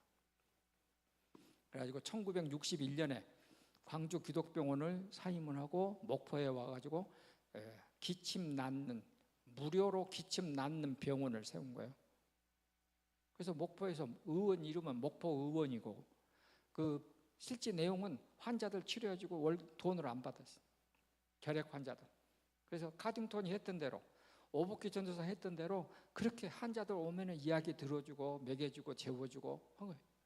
그러다 보니까 숫자가 그런 사람들이 많고 또 섬에서 온 사람들은 돌아갈 때 잠잘 데가 없고 그러니까 잠재워주고 해가지고 만든 것이 지금 삼양에 있는 한산촌을 만들어진 것입니다. 제가 한산촌에 상당히 자주 갔습니다.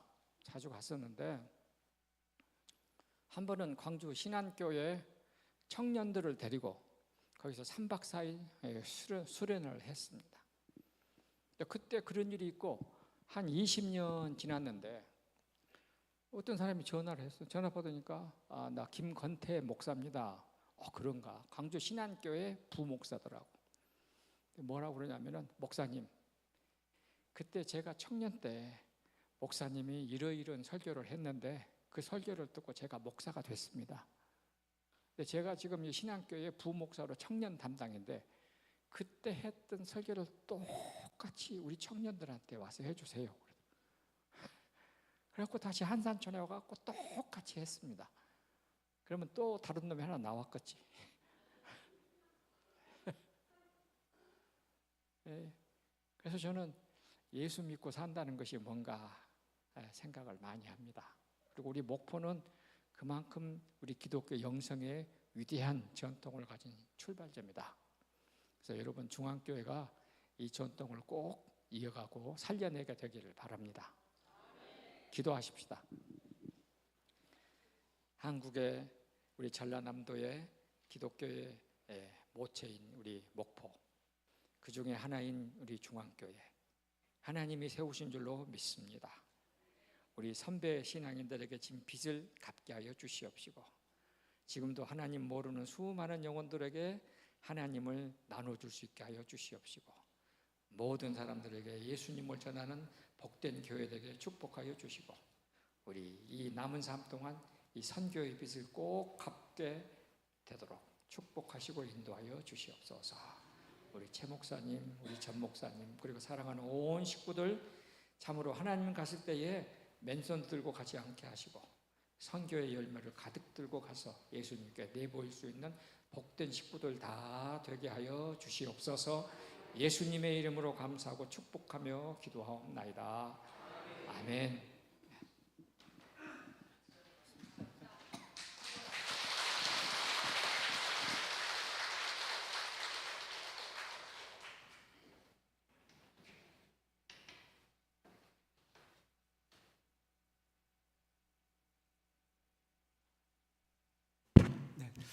소설보다 더 소설 같은 이야기죠.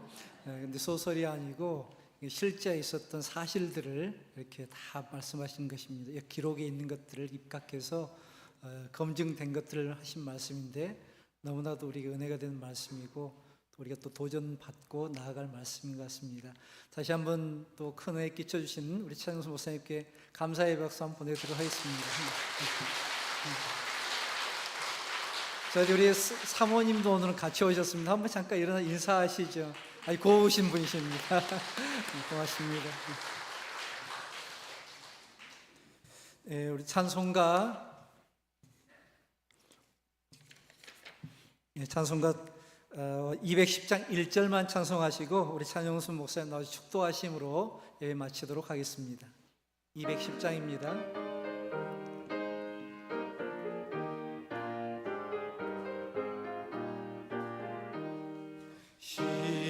시온성과 같은 교회 그의 사랑 없다. 허락하신 말씀대로 주가 친히 세웠다.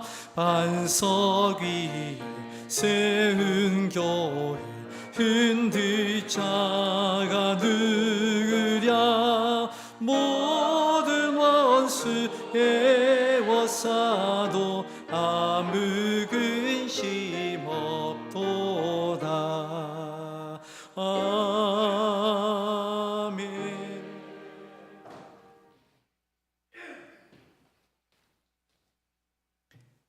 우리 주 예수 그리스도의 은혜와 하나님 아버지의 넓고 크신 사랑과 성령님이 지키시고 보호하시고 인도하시고 깨닫게 하시는 영이 우리 중앙교회의 최 목사님과 여러 교역자들과 여러 사랑하는 주의 형제 자매들 위해 이 교회에 가는 앞뒤에 우리의 자녀들과 우리의 손자 손녀선에 이르기까지 영원토록 함께 하시기를 간절히 축원하옵나이다. 아멘.